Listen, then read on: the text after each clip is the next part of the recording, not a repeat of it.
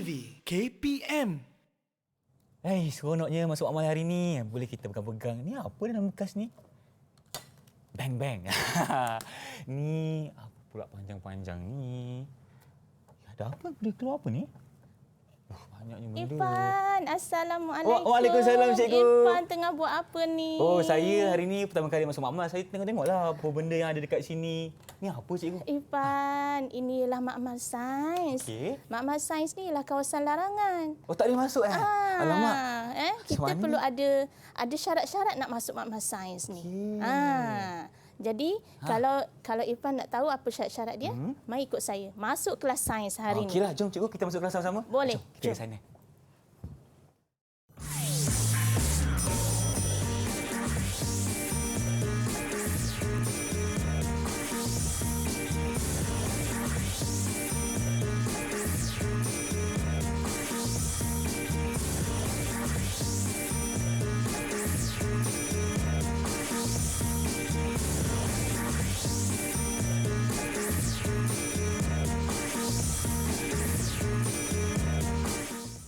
Hello, Assalamualaikum. Salam sejahtera kepada anda semua yang sedang menyaksikan Didik TV KPM bersama saya, hos anda Irfan Syahmi. Saya mendoakan agar rakan-rakan semua dalam keadaan yang baik-baik belaka. Okey.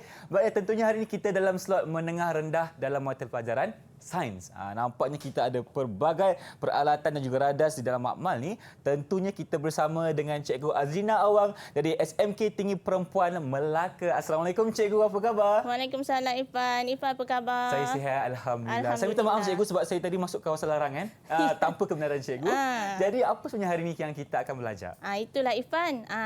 Ini memang perkara biasa berlaku. Maklumlah baru-baru masuk tingkatan 1. Betul lah tu, baru lagi. Jadi sebab itulah di permulaan pelajaran sains ni kita nak ajar beberapa perkara asas. Jadi hari ini kita akan belajar apa peraturan-peraturan dalam makmal sains. Kita nak kenal alat radar sains, apa fungsinya, bagaimana nak guna. Kemudian kita nak tengok simbol-simbol amaran bahan berbahaya dalam makmal sains. Okey, boleh Irfan? Boleh Cikgu. Jom kita mula. Kita tengok first tadi Irfan. Kesilapan yang dibuat oleh murid-murid yang biasa first time ni ialah masuk makmal tanpa kebenaran. Saya minta maaf Cikgu, saya tak nak buat dah lepas ni. Ini ialah kawasan larangan. Perlu ada kebenaran, sama ada kebenaran guru atau kadang-kadang di situ mungkin ada pembantu makmal. Jadi perlu ada kebenaran lah. Dan jangan mulakan sebarang eksperimen tanpa sebelum diarah oleh guru. Jangan mula dulu ya. Ya. Okey, baca arahan. Biasanya kalau kita nak buat eksperimen, nak buat aktiviti, kita ada arahan lah. So baca arahan, eksperimen terlebih dahulu. Gunakan semua bahan kimia. Nampak mana bahan kimia? Yang mana satu bahan kimia? Ini depan ni Cikgu. Yang dalam botol-botol tu. Dan semua peralatan. Yang mana peralatan? Peralatan kita ada ni, ada buka betul. semua. Ni kita nak belajar hari ni dengan cermat dan betul. Kaedah yang betul. Ni semua kita nak tengok hari ni. Dan dilarang makan, minum, bermain-main di dalam makmal. So kalau lapar macam mana Cikgu? Lapar kita ada masa rehat. Kan? Okay. Kita jangan makan dalam makmal. Tak boleh. Kita ada bahan-bahan kimia ni. Kita tak tahu kan. Okey, lagi peraturan dalam makmal lagi lah. Kembalikan semua peralatan, bahan kimia ke tempat asal selepas digunakan. Ini ialah nilai dan sikap saintifik. Lepas kita dah guna-guna, janganlah kita biar orang lain pula kemas. Macam kita di rumah lah. Betul. Kita dah makan nasi, takkan kita tinggal je macam tu pinggan. Mesti. Ya. Kemudian pastikan tempat menjalankan eksperimen sentiasa kemas dan bersih. Sebab bukan kita je, kita ada banyak kelas kan. Ada kawan-kawan kita selepas ni nak masuk buat eksperimen. Jadi perlulah kita pastikan tempat tu selepas kita buat eksperimen, basuh radas ni semua dengan bersih, simpan di tempat yang betul. Kemudian cuci dan buang bahan buangan mengikut kaedah yang betul. Apa maksud kaedah yang betul ni? Kaedah yang betul maknanya kita kena ikut prosedur lah Cikgu. Ya, kalaulah bahan tu asid. Asid ni mungkin bersifat mengakis. Betul. Tak bolehlah kita buang dalam sinki. Dan nanti sinki masuk pergi ke longkang.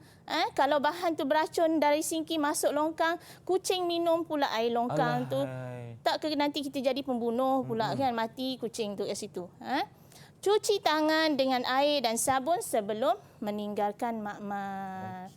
Okey, ni antara peraturan-peraturan kita nak menggunakan makmal sains. Nampaknya cikgu, kita punya kaedah ini adalah untuk mengajar anak-anak murid semua untuk menjadi seorang yang lebih bertanggungjawab, cikgu ya. Betul, betul. Apabila kita gunakan, kita simpan pula. Ya, kan kita kan nak jadi saintis. Betul. Nanti nak jadi saintis, so perlulah ada peraturan-peraturannya. Dan kena ikut etika yang sepatutnya. Okey. Betul, Irfan. Jadi kenapa kita perlu ada peraturan-peraturan ni?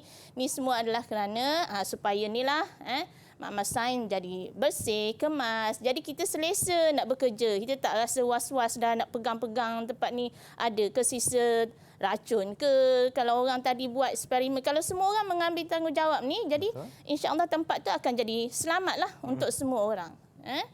Kemudian pembelajaran dapat dilakukan dengan berkesan sebab kadang-kadang bukan di makmal ni bukan saja tempat buat eksperimen, tempat kita berbincang dengan kawan. Jadi supaya dapat berlaku dengan berkesan, tiada kecederaan. Itu yang paling penting. Tadi dah nak main tembak-tembak tadi. Itulah tu. Nampaknya tak boleh main macam tu je. Kena ikut arahan cikgu. Tiada kecederaan berlaku. Sinki tidak tersumbat. Kenapa boleh tersumbat? Kadang-kadang buang sampah tadilah. Pepeja yang sisa pepeja dibuang dalam sinki dah tersumbat. Kita bukan nak guna makmal sains ni sehari dua. Kita nak guna lama kan. Dan perudaraan bersih di dalam makmal sains. Itulah tujuannya adanya peraturan-peraturan dalam makmal sains. Ni semua untuk siapa? Untuk kita juga. Baik cikgu, terima kasih atas penjelasan mengenai peraturan-peraturan di makmal. Nampaknya jangan jadi macam Irfan kat sini. Kena masuk minta kebenaran dulu cikgu ya. Baik, sekarang kita nak berhenti berehat seketika. Jumpa anda selepas ini. Jangan ke mana-mana.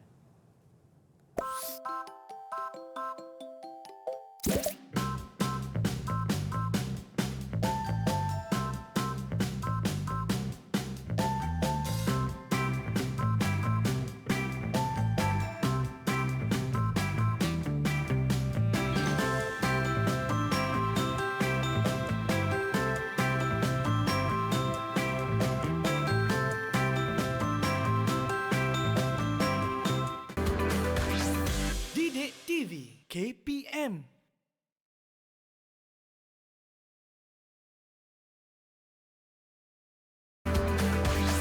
Didik TV KPM. Kembali bersama kami di Didik TV KPM, tentunya dalam mata pelajaran sains untuk tingkatan 1. Kalau tadi kita dah belajar mengenai peraturan, sekarang ni kita nak beralih pula kepada mengenali radar-radar yang berada di dalam makmal. Okey cikgu, jom kita mulakan. Okey Irfan, nanti kan di Form 1 bermula dari tingkatan 1, kita akan banyak membuat aktiviti, eksperimen yang menggunakan radas-radas ni. Jadi kita perlulah kenal apa nama radas-radas ni semua. Supaya nanti bila kita nak ambil, tak adalah kita nak ambil, kita sebut ambil tu, ambil benda tu, kita tak tahu apa kan. Jadi perlu tahu secara spesifik. Okey, cuba kita minta Irfan angkat tabung didih. Tabung didih, kejap Irfan tengok. Ini cikgu tabung didih. Ya, tabung didih. Tabung didih fungsinya ialah untuk memanaskan bahan kimia dalam kuantiti yang kecil, untuk pemanasan. Untuk pemanasan ya. Kemudian kita ada tabung uji, nampak tabung uji nampak di depan ni cikgu. Ya, nampak bentuk macam sama tadi dengan tabung didih kan. Tapi tabung uji tidak boleh guna untuk pemanasan. Dia guna untuk mengisi bahan kimia dalam kuantiti yang kecil sahaja. Baik. So tabung didih, tabung uji, kita letak di atas rak tabung uji. Ternampak ada rak dia. Kenapa cikgu? Apakah sebab kita letak rak ni? Dia kan tak boleh berdiri dengan sendiri dan boleh tabung uji, tabung didih boleh bergolek kan. Jadi kita letak atas rak dia. Baik. Rak tabung uji. Kemudian kita ada bikar. Mana bikar? Kita ada ini cikgu. Ya, nampak bikar ada pelbagai saiz tu. Kita guna untuk mengisi bahan kimia dalam kuantiti yang banyak. Kuantiti besar tadi, tabung didih, tabung uji kuantiti yang kecil. Ini kalau banyak kita isi dalam bikar. Selain bikar kita ada kelalang kun. Kelalang kun. Yang ini ke cikgu? Ya betul. Juga ada berbagai saiz. Tu kelalang kun. Kita apa fungsinya cikgu? Untuk mengisi bahan kimia juga. Bahan kimia juga dalam kuantiti yang besar. Yang besar. Okey. Baik. Kita ada kelalang dasar lepeh juga untuk mengisi bahan kimia. Ini ke cikgu? Ya, dasar lepeh. Nampak dasar bawah dia lepeh. Okey, baik. Okey. Itu kelalang dasar lepeh. Kemudian kita ada silinder penyukat yang Silinder mana? penyukat di sini, cikgu. Ya, betul. Hmm. Nampak tak? Cuba Okey. tunjuk. Kan kita ada tanda senggatan tu. Ni cikgu ada. Ya. Okey. Jadi silinder penyukat ni kita guna untuk menyukat isi padu cecair. Sebab dia ada tanda senggatan. Baik. Okey. Selain daripada silinder penyukat, kita ada biuret untuk menyukat juga isi padu cecair. Biuret di sini, cikgu. Ya. Okey. Tapi Ini biuret ada. ni kita guna untuk menyukat isi padu dengan lebih tepat berbanding silinder penyukat tadi. Sebab apa, cikgu? Nampak kalau kita nampak dia punya tanda senggatan Okey. tu lebih Halus, ya? halus, lebih spesifik, lebih kecil, spesifik. lebih kecil. Kemudian kita ada pipet. Pipet ada di sini, cikgu. Ya. Apa beza biuret dengan pipet, Pipet cikgu? ni kalau kita lihat tanda senggatan dia ada satu je. Oh, di sini je, cikgu. Satu Okey. saja. Jadi pipet ni menyukat isi padu cecair yang tetap. Kalaulah itu ialah pipet berapa? 25 ml. 25, betul. Maksudnya kita boleh sukat 25 ml tepat sahaja. Tak boleh sukat 24 ml. Tak boleh. Okey. Tapi biuret tadi boleh. Faham. Memang spesifik, cikgu. Ya, Ikut spesifik. kepada nilai yang terada. Ya, betul. terdapat Dan di sini. pipet ni kita guna bersama dengan, ini dipanggil pengisi pipet. Pengisi pipet. Maknanya, cikgu, kita gunakan macam mana tu? Kita guna, Okey. saya tunjuk Okey, silakan, cikgu. Ni janganlah pegang sini, sini patahlah nanti Betul. pegang hampir di sini dan masukkan. Kemudian kita ada ni lah. Kita gunakan Pelaras, ya? pelaras dia. Baik. Okey, ini masuklah dalam bika yang cecair tadilah yang kita nak sukat tu, isi padu cecair. Okey. Seterusnya, kita ada apa lagi, cikgu? Kita ada banyak lagi ni. Tungku kaki tiga. Yang ni ke? Ya. Tungku kaki tiga ni fungsinya Bangkit ialah sikit. untuk menyokong radas semasa pemanasan. Kita kalau panas-panas kita tak pegang, Tak pegang, kan. jangan. Ini contoh sahaja. Kita letak situ. Jadi bila pemanasan kita fahamlah benda ni panas. Jadi maksudnya faham benda panas, janganlah lepas pemanasan tu pegang. Betul. Melecurlah tangan. Okey. Dan tungku kaki tiga ni biasanya atas tu kita guna bersama kasa dawai. Oh, yang ni, Itu dipanggil kasa dawai. Okey. Ini apa fungsinya, cikgu? Fungsinya ialah untuk membantu menyebarkan haba dengan sekata semasa pemanasan. Faham. Okey. Kita ada corong turas. Corong turas di sini, ya, cikgu, ya? Ya. Okey. Ada corong turas. Corong turas ni untuk menuras atau menapis pepejar tidak larut Baik. daripada campuran. Katalah kita ada campuran air dengan pasir. Okey. So kita boleh asingkan, kan pasir tak larut dalam air. Boleh asing guna corong turas bersama kertas turas. Oh, kertas turas kertas ada tak turas doktor yang di sini, depan cikgu? sekali. Oh, ini yang warna putih ni. Okey, kita gunakan kertas inilah, ya. Bersama. Kena Dengan lipatlah corong dulu. turas. Oh, macam ni. Kita akan lipat ikut bentuk ni, kan? Lipat dulu. Kemudian Okey. kita masuk letak Baik. sana. Kemudian kita ada balang gas. Balang gas. Balang gas. Sinilah, cikgu, ya? Balang gas. Mana balang gas? Ni ke, cikgu? Itu penunuh bangsa. Lupa pula saya. Balang gas ni, Memang cikgu. betul dalam tu ada gas. Betul lah tu, memang kan? betul ada gas. Ini kan, cikgu? Ya, balang gas untuk mengumpul gas.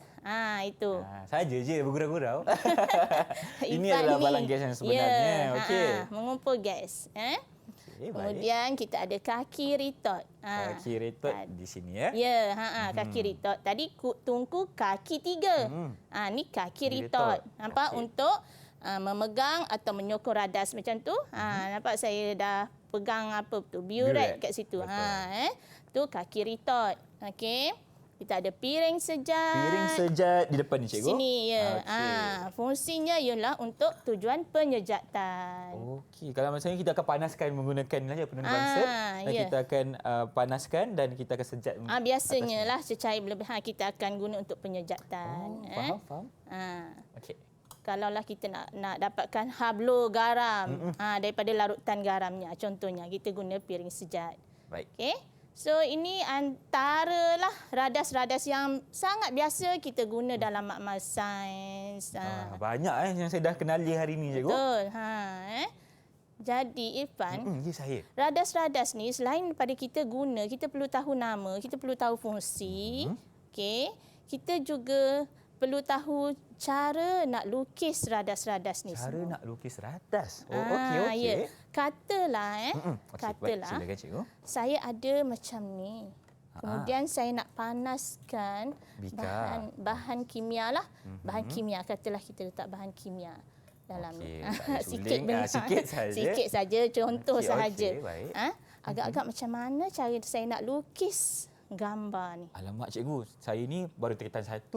Betul. Pertama kali nak lukis ni macam mana Tapi ni? pandai melukis kan? Ya, tak apa, saya cuba dulu. Okey. Cuba. Baik, lukis Cuba di bawah mula-mula betul. lukis tungku kaki 3. Tungku kaki 3 dulu. Okey. Irfan cuba lukis dulu. Baik. Okey. Okey, tak tahulah betul ke tak cikgu. Betul kan? Baguslah tu. Okey. Kasa dawai. Kasa dawai. Macam mana bentuknya? Boleh tak kawan saya tolong kat rumah? Macam mana? Kan? Okey. Macam mana cara nak lukis kasa dawai? Okey, rasanya macam ni. Tak silap saya lah. Ni. Saya dah baca buku teks dulu sebelum datang sini. Okey. Bagus. Okey. Bagus. Belum cikgu ajar dah buat preparation. Memang baik. macam ni kita nak. Okey. Seterusnya? Bika macam mana agaknya? Bika kalau bentuknya macam tu, Irfan rasa macam ni. Okey. Bagus. Jadi kita selain daripada kita tahu nama betul lah tu ya. Betul. Betul. Okey. Alhamdulillah. Cuma penunu bangsa. Nanti kita tengok macam mana cara nak lukis dia yang sebenar. Boleh cikgu. Okey. Selain kita tahu nama, kita tahu fungsi dia. Nampak fungsi ni tadi ni mengisi bahan kimia, radas-radasnya ialah tabung uji, tabung bika, kelalangkun. Nanti kita tengok lukisan pula. Okey, boleh. Kita tengok ni fungsi-fungsi kegunaan yang saya dah antara yang dah sebut tadi. Pemanasan kita guna tabung didih, tabung uji tak boleh. Tak boleh, betul. Dia kaca yang dia berbeza. Bika boleh, piring sejat. Okey, kemudian untuk menyukat isi padu cecair tadi kita ada apa? Silinder penyukat, kita ada buret, kita ada pipet. Kemudian menyokong radas. Kaki retot kita kaki ada. retot dan tungku kaki 3. So secara umumnya radas-radas ni inilah kegunaan-kegunaan dia. Kita nak lihat selain pada tahu kegunaan dia supaya kita boleh pilih radas yang betul. Kalau cikgu suruh rancang sendiri eksperimen, so kita perlu tahu radas mana yang sesuai nak guna. Betul. Sebab kita dah faham, dah kenali radas dan fungsinya. Ya. Jadi kalau untuk pemanasan, tak bolehlah kita pilih tabung uji. Betul. Dan kalaulah nak isi bahan tu, katalah kita nak isi bahan kimia tu 50 cm padu, tak bolehlah juga guna tabung uji. Lebihlah tak muat nak isi. Okey. So perlu tahu fungsi dan nama dia, kemudian perlu tahu nak lukis dia. Macam tadi abang Irfan dah lukis bika macam tu. Saya ingat sikit tapi tak apa boleh terima Boleh. Okey. Tapi semasa melukis kita murid-murid semua gunalah pembaris dan pensel. Biasanya tingkatan 1 ni keliru sikit. Sebab apa? Biasa sekolah rendah memang guna pensel. Bila masuk tingkatan 1 kita kata boleh guna pen. Kita menulis pakai pen kan. Jadi habis semua lukis pun guna pen. Melukis kita guna pensel. Gunalah pembaris dan lukislah gambar radas ni semua dengan cantik. Nampak dia cantik kan? Nampak dia lukislah dengan cantik. Baik. Maksudnya dia punya nisbah dia. Janganlah tabung uji, tabung didih nampak gemuk sangat. Nampak kurus slim sangat. Kan? Jadi biar betul nisbah Kena dia. sama padan lah. Kan? So ini tabung uji, tabung didih lebih kuranglah gambar dia. Ni bika. Betul dah tu. Bolehlah, boleh terima. Nampak dia ada mulut dia. Kan terkeluar sikit. Kalau kita lihat bika tu bukanlah lurus je. Lihat bika yang sebenar tu kan. Okey. Kelalangkun. Nampak dia mana kelalangkun? Kelalangkun yang ni cikgu. Kan dasar dia tu kan lepeh, rata. Betul. So kita lukislah rata. Janganlah kita lukis gambar nanti jadi nampak macam belanga. Jangan bulatkan lah kan. Kita lepeh kan. Ikut biarlah apa yang bila sebenarnya. kita lukis gambar, orang tahu kita ni melukis gambar radas apa. Ini ialah kelalangkun. Kelalang Dasar lepeh. Sebab kita ada kelalang dasar bulat. Oh, ada juga. Ada. Saya tak bawa hari ini. Kelalang dasar bulat, dia bulat. Ni kelalang dasar lepit. Sebab itulah kena lukis betul-betul. Kau tak salah Ya, nanti. betul. Sebab lukisan kita ni biasanya kita guna dalam menulis laporan amali sains. Dalam menulis laporan tu kadang-kadang kalau kita jadi saintis lah, insya-Allah murid-murid nanti satu hari jadi saintis ke kan. Jadi dia akan menulis laporan tu bukan saja dibaca oleh dia seorang, mungkin dibaca oleh satu Malaysia, satu dunia. Jadi supaya seragam. Semua orang boleh kenal inilah radas yang sama. Okey, inilah silinder penyukat. Buret. Buret ni biasanya murid-murid ada problem sikit melukis bahagian sini. Kenapa cikgu? Tak tahulah, macam-macam lah, duduk ke atas lah, macam-macam gambar. Sepatutnya dia berada di hujung sebelum yang dia kecil tu cikgu. Ya, jadi tengok betul-betul bagaimana cara melukis buret, betul-betul. pipet. Pipet nampak biasa tengah, biasanya tengah dia ada macam ni lah. Okey. Ni tadi. Kita punya ni. Betul, tapi macam tu betul. Maksudnya walaupun dia ada 3 kaki, tungku kaki 3, tapi kita tak lukis 3 kaki dia. Lukis 2 je. Okey. Kan? Biarlah dia punya, kalau lah kita lukis gambar macam Irfan lukis tu, maksudnya dia punya nisbah dia tu betul. Okey. Tak adalah bika nampak lagi besar pada ni. Kan?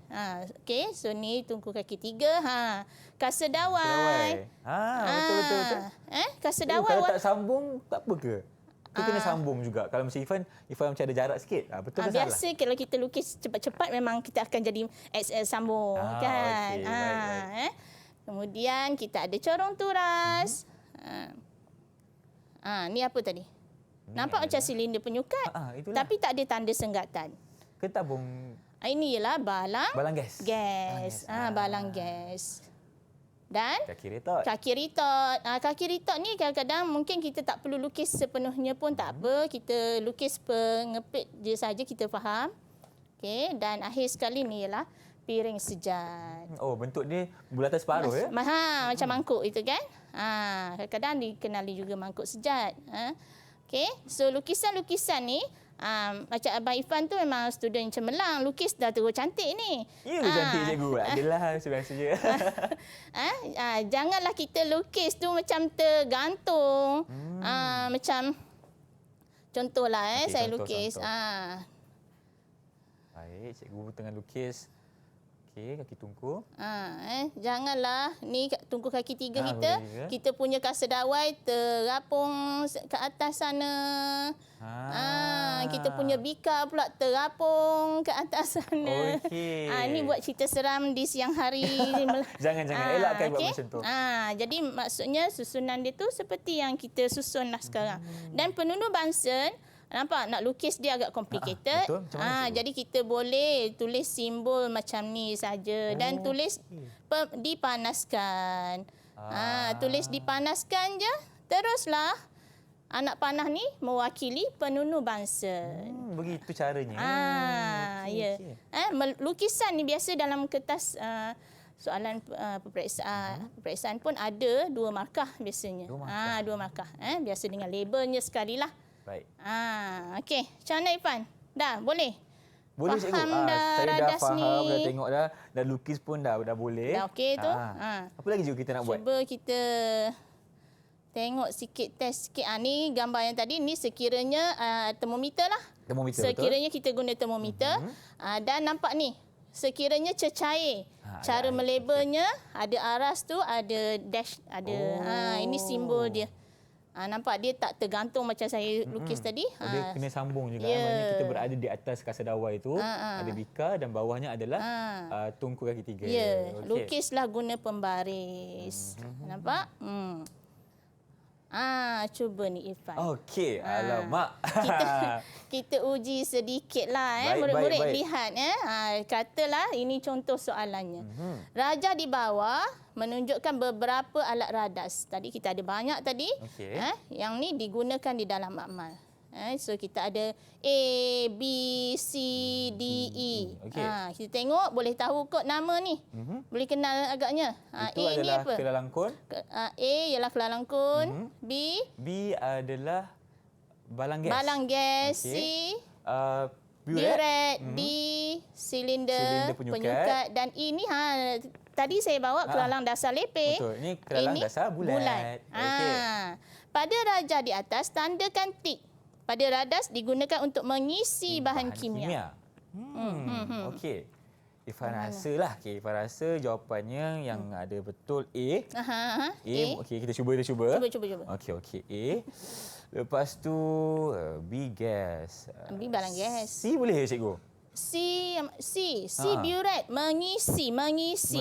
Tadi kita gunakan biuret untuk apa? Menyukat. Salah. Bertukar jawapan. Ingat semula. Baik.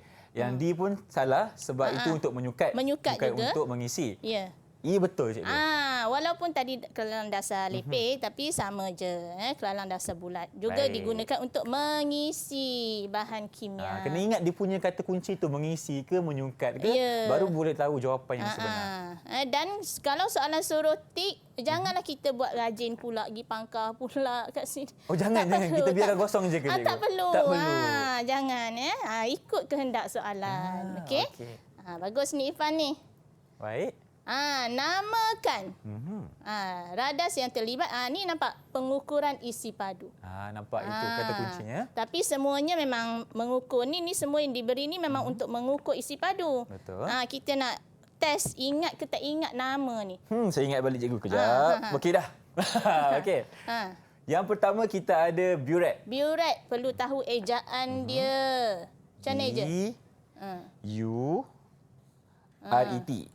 Betul. Ejalah dengan betul. Ini nampak ada satu je tanda senggatan. Okey. Pipet. ET. Okey. Yang ketiga kita ada silinder penyukat. Betul. Silinder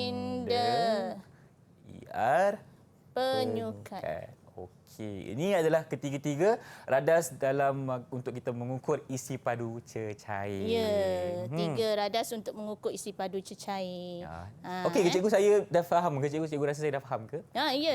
Okey, alhamdulillah. Dah boleh ingat Irfan dah boleh ingat nama-nama radas, dah boleh tahu fungsi-fungsi radas, dah boleh lukis cantik dah tu. Baik. So dah capailah objektif untuk subjek kita hari inilah. Baik, boleh cikgu. menamakan. Dan saya yakin juga rakan-rakan di rumah pun telah berjaya menyiapkan tugasan bersama Irfan hari ini. Nampaknya mereka pun dah faham tentang apa yang cikgu ajarkan mengenai radas dalam makmal. Cikgu, kalau kita nak berhenti rehat boleh? Boleh. Okey, kita jumpa selepas ini di Didik TV KPM.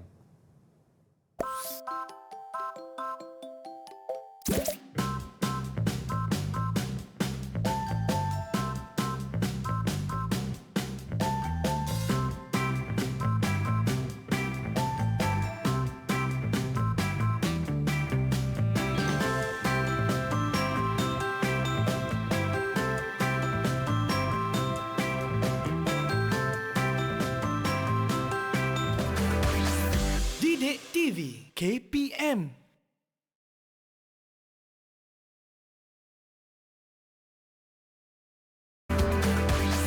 Didik TV KPM. Terima kasih kerana setia bersama kami di Didik TV KPM. Kita akan teruskan pembelajaran kita mengenai radas ataupun segala yang berada di dalam makmal. Okey, kalau tadi kita dah kenali radas dan sekarang ni kita akan sentuh apa pula cikgu? Cuba Irfan tengok botol tu. Itu botol bahan kimia tu. Bahaya ke cikgu kalau tak boleh buka suara hati kan? Inilah yang kita nak tengok hari ini ni. Okey. Bahan kimia, kita tak tahu semua bahan kimia yang ada di dunia ni. Betul. Kan? Jadi apa yang kita tahu ialah simbol amaran dia panggil. Cuba Irfan angkat satu botol. Angkat satu. Cuba tunjuk. Simbol. Apa simbol maksud X ni? Jadi daripada simbol ni barulah kita tahu macam mana cara nak mengendalikan bahan-bahan ni. Okey. Jadi hari ni sekarang saya nak tunjukkan beberapa simbol yang biasanya ada di dalam makmal sains. Jom kita mulakan cikgu. Kita tengok. Okey. Yang pertama tadi macam yang Irfan tunjuk tadi, simbol tanda X, tanda pangkah ni. Ini maksudnya bahan merengsa. Maksudnya cikgu? Bahan merengsa maksud dalam tu ada bahan merengsa yang boleh menghasilkan wap atau wasap. Wasap bukan asap. Wasap. Okey, jadi kalaulah bahan ni boleh menghasilkan wap atau wasap, sekiranya terkena mata, boleh jadi pedihlah mata, Pedih mata. tekak, hidung boleh sakit lah. Jadi kita bila nak handle bahan-bahan yang macam ni perlulah dikendalikan di dalam kebuk wasap. Kebuk wasap. Kebuk wasap. Dan janganlah kita bila buka tu, cuba sini. Okey, selepas bagi cikgu dulu. Janganlah- Bani nak buka tak Bani saya? Janganlah buka tu muka macam ni muka kita duduk depan dia. Macam mana saya nak buka yang betul cikgu? Mungkin buka menghala Okey. ke tempat lain. Dan tak perlulah kita nak cium. Jangan cium bahan kimia, bahaya rakan-rakan. Tadi kan dah tengok peraturan makmal, tidak dibenarkan mencium, menghidu bahan kimia. Ni merengsa, contoh bahan merengsa ni ialah kloroform, amonia, antara contoh bahan. Baik. Okey. Kemudian kita ada ni. Bahan radioaktif. Bahan radioaktif dengan simbolnya macam ni. Okey. Bahan radioaktif ni menghasilkan sinaran radioaktif yang boleh menyebabkan kanser. Kanser, cikgu? Jadi kita perlu alert lah. Ni bahan radioaktif. Jadi kita janganlah suka-suka hati buka, dan kita pun di tingkatan 1 tak adalah melibatkan bahan radioaktif ni. Contoh bahan radioaktif ialah plutonium, uranium. Dia ada cara penyimpanan dia yang khas lah. Ada bekas dia yang khas untuk radioaktif. Kemudian kita ada bahan mengakis. Ini bahaya juga cikgu kalau guna tangan ni. Betul. Bahan mengakis ni sekiranya terkena kulit, terkena mata, kena cuci dengan air yang banyak. Okey. Boleh menyebabkan mengakis. Ni biasanya asid atau alkali yang pekat. Akali yang pekat. Baik. Okey. Jadi biasanya kalau kita nak guna bahan-bahan kimia ni, kita gunakan, kalaulah nak mengambil pepejal tu, kita gunakan spatula. Spatula, okey. Spatula. Di sini, Cuba angkat okey. Ifan. Ini adalah spatula cikgu Ya. Jangan guna tangan pula, okey? Tak boleh guna Tak boleh guna tangan. tangan. Guna spatula. Okey. Kemudian kita ada simbol macam ni. Terkorak ni cikgu. Takut tengok kan?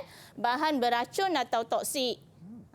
Jadi boleh juga menyebabkan tangan kita sekiranya terkena tangan, boleh menyebabkan kegatalan pada tangan. Dan semestinya jangan cuba untuk kita makan juga. Tak boleh makan, tak boleh minum. So kita tak tahu kan. Kadang-kadang mungkin kelas sebelum tu dah guna bahan-bahan ni. Jadi kita mungkin hari itu kelas kita tak guna bahan ni semua, tapi itulah disebabkan inilah kita dilarang makan minum di dalam kelas. Dan penting juga cikgu untuk kita kemas kembali selepas digunakan. Ya, Sebab kalau kita biar macam tu, mungkin rakan kita tak tahu ni barang apa sebenarnya. Betul. Lepas tu dia ambil, dia makan. Jangan. Kesian kawan kita. Sebab tu kita ada peraturan dalam makmal. Contoh bahan beracun atau toksik ni ialah merkuri, Okey. klorin. Merkuri ada di dalam termometer. Ada termometer yang menggunakan merkuri. So kita ada ni, janganlah bermain-main. Merkuri ni memang kalau termometer pecah, jatuh merkuri memang nampak cantik. Kadang suka nak bermain dengan dia. Ini bahan beracun atau toksik. Ini bahan mudah meletup. Bahan mudah meletup. Contohnya gas hidrogen, gas butana. Kita rasa macam gas je kot kan. Gas je tapi dia mudah meletup. Jadi kalau mudah meletup ni, kita janganlah dekatkan dengan sumber-sumber api. Kadang-kadang bahan-bahan ni semua kita rasa macam ini pepejal je, ini tak ada kena api pun. Tapi ada bahan kimia yang meletup, yang terbakar dengan kena air je. Ada juga Dengan kena air dia boleh terbakar. Bukan semestinya kena api.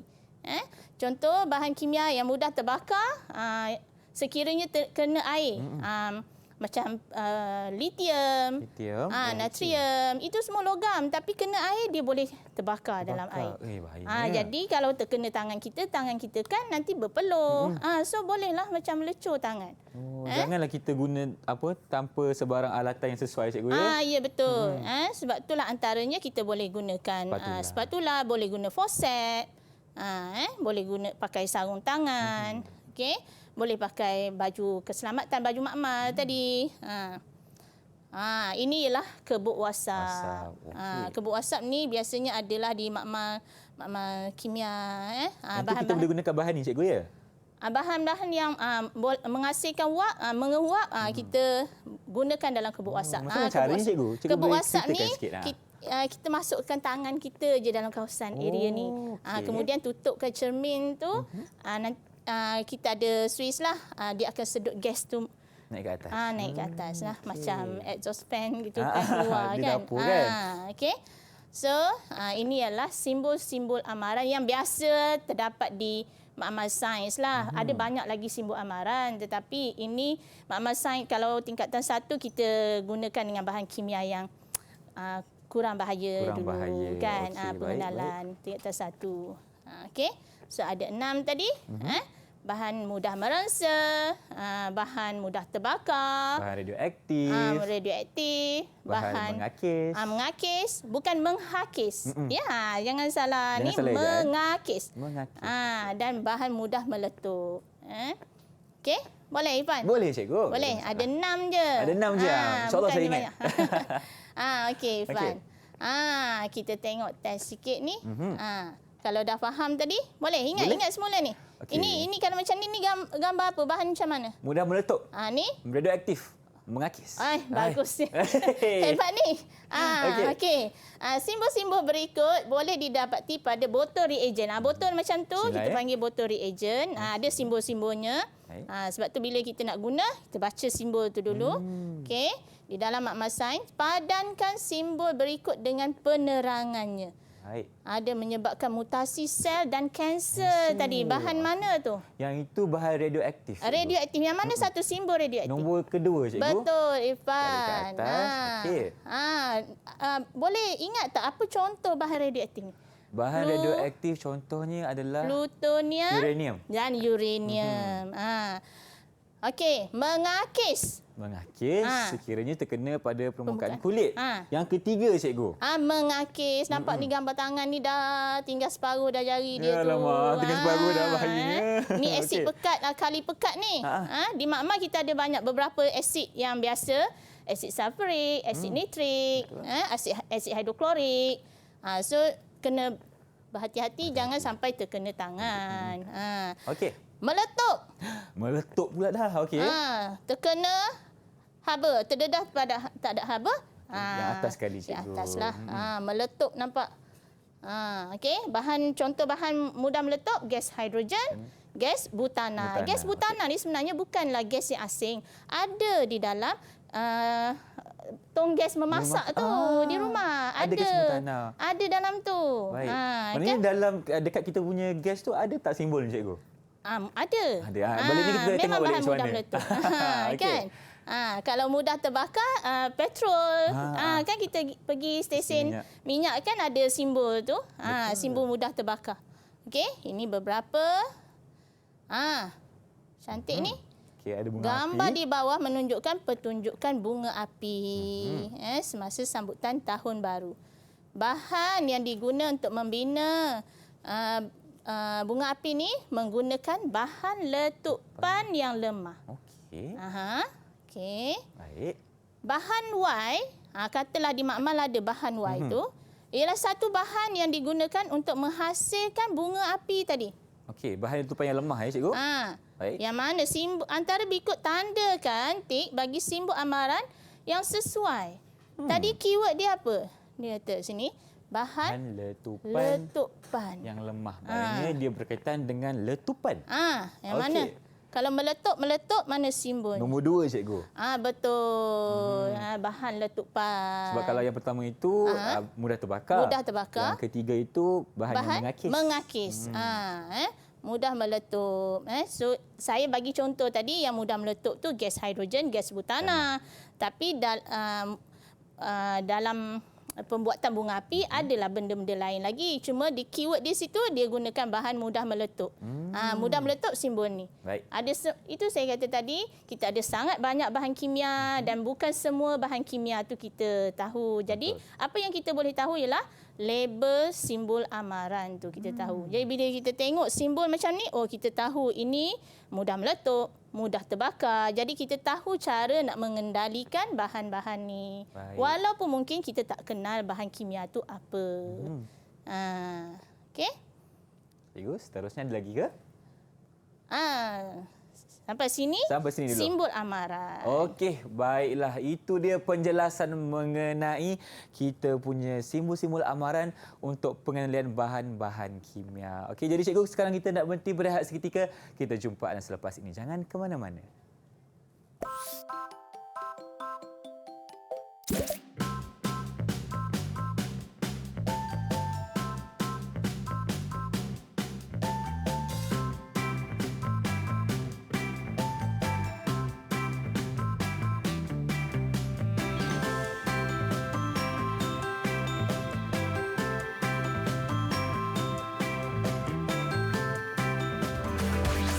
Didik TV KPM.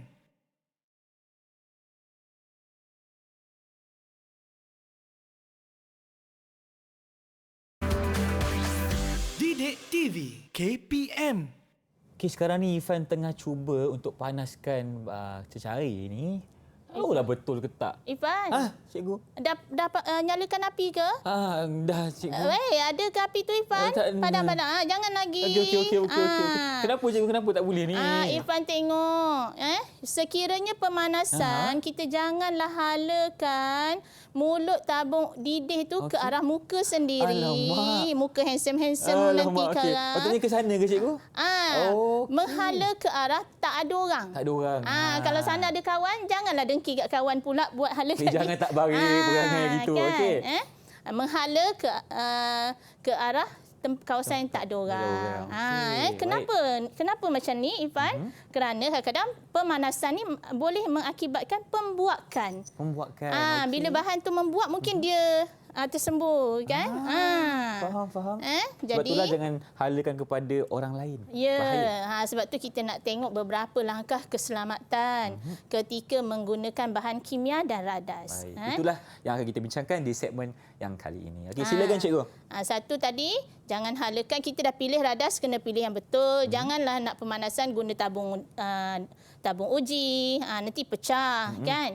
Okey, dah guna radas yang betul, alat yang betul. Katalah untuk pemanasan tadi kita tak pegang tabung didih dengan tangan. Kita guna kalau tak nanti betul. Aduh, Jadi jangan halakan hujung tabung uji ke arah diri sendiri atau orang lain. Hujung tabung didih kalau pemanasan. Salah tu. Okey. Jauhkan bahan kimia yang mudah terbakar. Tadi kan kita belajar simbol mudah terbakar tu.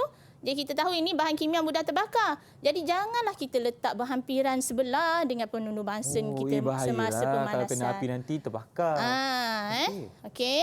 Kemudian jangan merasa menghidu kecuali dibenarkan oleh guru. Walaupun kita tengok ni gula je, ada eksperimen mungkin guna gula, garam, tapi tak boleh Ada gula, ada garam yang disediakan daripada tindak balas asid dengan alkali. Garam tapi kita tak rasa garam tu berbeza dengan garam yang di rumah. Okey. Jadi ini langkah-langkah keselamatan. Gunakan cermin pelindung mata. Mungkin kalau kita nak buat pemanasan mungkin boleh pakai baju makmal. Betul. Ketika mencampurkan, manaskan bahan kimia.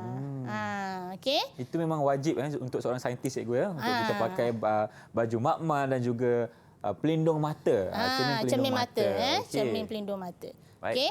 Ini antara langkah-langkah keselamatan.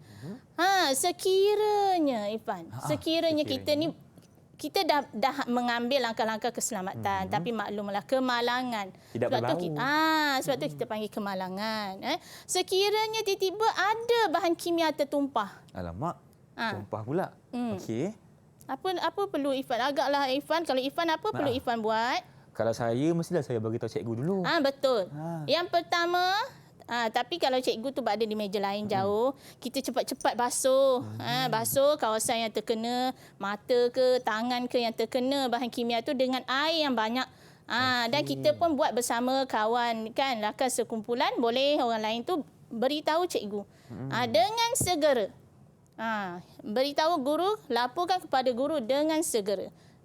Sekiranya berlaku kebakaran. Alamak, kebakaran pula. Dan melibatkan pemanasan. Sekiranya berlaku kebakaran. Apa langkah-langkah yang perlu kita buat? Matikan suis dulu ke cikgu? Kalau ada elektrik, sumber elektrik situ, matikan suis, tapi kebiasaannya panik. Panik. Betul. Yang pertama, Api ya. Semua dah boleh lari jangan dah, cikgu. panik dulu. Jangan panik. Okey. Biasanya kita di makmal sains ni tak adalah benda yang sangat bahaya boleh menyebabkan kebakaran yang teruk tu. Biasanya penuh Bunsen je. Okey, jadi jangan panik. Padamkan peralatan elektrik sekiranya ada. Dan segera Beritahu cikgu. beritahu cikgu. Jangan takut. Biasanya takut. Yelah, takut mungkin dia kena takut marah. buat salah kan. Dia takut nak beritahu cikgu. Tahu kan kenapa takut tu sebenarnya kena tahu kan. Buat salah lah tu kan. Beritahu guru dengan segera. Jangan bekerja-kerja semua nak keluar berlari-lari panik. Jangan. Sebenarnya kadang-kadang kemalangan ni berlaku lebih teruk sekiranya panik. Panik masing-masing dah terkejut semua, jadi menyebabkan orang lain yang belakang sedang menjalankan pemanasan juga dah terlanggar dia, dah semakin teruk. Okey. So jadi sekiranya berlaku kebakaran, pertama matikan suis sekiranya dekatlah, beritahu guru dan boleh keluar makmal dengan teratur lah. Jangan berlari-lari. Sebab kita masa buat eksperimen pun ada kerusi. Betul. Sebab tu masa buat eksperimen, kerusi semua disimpan di dalam meja. Kemudian sekiranya bahan kimia termasuk, macam mana boleh termasuk dalam mulut ni? Kenapa pula masuk dalam mulut tu? Lapar sangat ke? Dan terkena bahagian lain, apa perlu kita buat? Kita bilas dengan air, cikgu. Yang banyak. Yang banyak. Air yang banyak. Jangan kita rasa membazir. Ini untuk keselamatan. Bilas dengan air yang banyak. Jadi nampak tak? Ini antara langkah-langkah benda yang perlu kita tahu sebelum kita nak menjalankan eksperimen. Selepas ni kan kita ada sangat banyak aktiviti, sangat banyak eksperimen. Walaupun eksperimen tu melibatkan air saja, tapi sekiranya pemanasan, ada api di situ, boleh menyebabkan bahaya. Irfan? Banyak dah ni. Dah boleh dah buat eksperimen selepas ni. Mungkin kelas yang seterusnya lah. Betul Irfan. Okey. Jadi kita nak tengok Irfan. Dah faham ni, jangan faham saja, mesti amalkan Irfan ya. Baik. Okey. Cuba kita lihat latihan pengukuhan ni sikit. Berkaitan dengan peraturan-peraturan dalam makmal sains. Pertama ni Irfan jawab ya. Saya baca soalannya. Di sini Irfan ada perkataan yang cikgu dah bagi dekat Irfan untuk Irfan jawab. Okey. Saya baca, Irfan angkat jawapan yang mana satu. Yang pertama, dilarang masuk ke dalam makmal tanpa ada perkataan berlari, kebenaran, menghidu dan juga label. Irfan akan ambil perkataan kebenaran. Okey. Yang ni Irfan buat tadi, cikgu tak minta kebenaran masuk tanpa. Salah tu, cikgu. Salah. Yang pertama saya salah ya. Tanpa kebenaran. Dan nampak dah kenapa perlu kebenaran? Nampak dah, cikgu. Sekiranya walaupun benda tu simple, kita kata kita guna air je.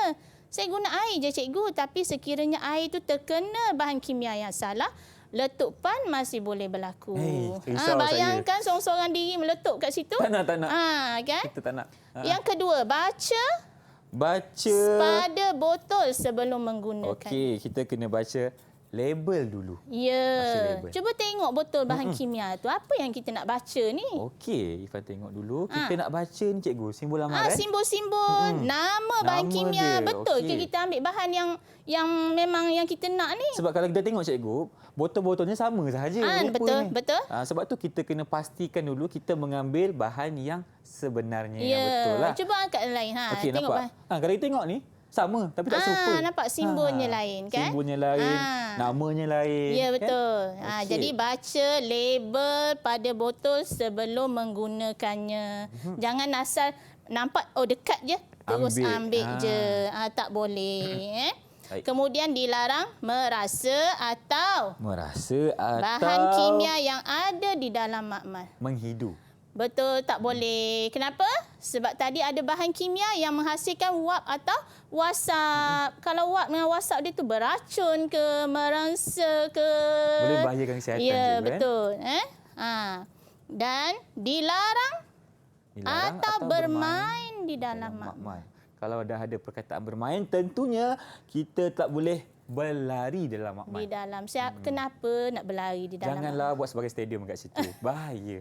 Okay?